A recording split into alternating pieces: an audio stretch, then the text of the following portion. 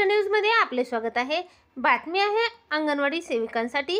राज्यातील अंगणवाडी, कंत्राटी तसेच आरोग्य विभागातील कर्मचाऱ्यांसाठी सरकारचे 3 मोठे निर्णय। काय आहे बातमी पाहूया। तत्पूर्वी आपण आपल्या चॅनलवर नवीन आहात तर चॅनलला सबस्क्राइब करा व पुढील बेल आयकॉनवर क्लिक करा, म्हणजे असेच लेटेस्ट अपडेट आपल्यापर्यंत येतील।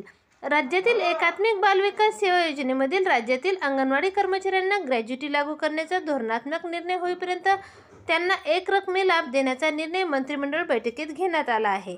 हा लाभ कर्मचाऱ्यांना 1 एप्रिल 2022 ते ग्रॅज्युटी लागू करण्याबाबत धोरणात्मक निर्णय होईपर्यंत कालावधीतील सेवानिवृत्ती, राजीनामा, मृत्यू किंवा सेवेतून काढून टाकणे या प्रकरणी देण्यात येईल। हा लाभ देताना शासन निर्णय 30 एप्रिल 2014 मध्ये नमूद केलेल्या सूत्रानुसार पूर्णपणे शासनामार्फत लाभ देण्यास तसेच अमरावती जिल्ह्यातील मिनी अंगणवाडीचे आता मोठ्या अंगणवाडीत रूपांतर करण्यात आले आहे। यामध्ये जिल्ह्यातील 150 अंगणवाड्यांचा समावेश आहे। या ठिकाणी मदतनीसची भरती देखील केली जाणार आहे।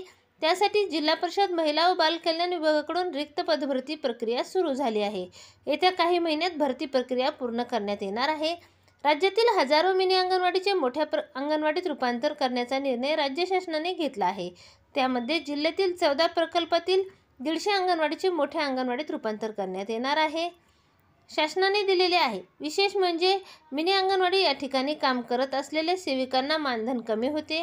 आता ज्या ठिकाणी मिनी अंगणवाडीचे मोठ्या अंगणवाडीत रूपांतर केल्यामुळे त्या अंगणवाडी सेविकांच्या मानधनात वाढ होणार आहे। त्यासाठी एका मदतनीसची भरती करण्यात येणार आहे।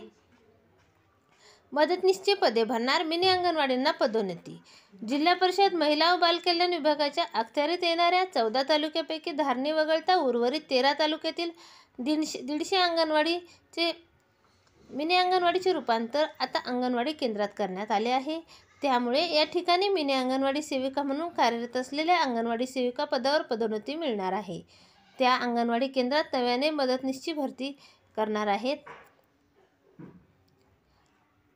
अशी माहिती कैलास घोडके, उपकार्यकारी अधिकारी महिला व बाल कल्याण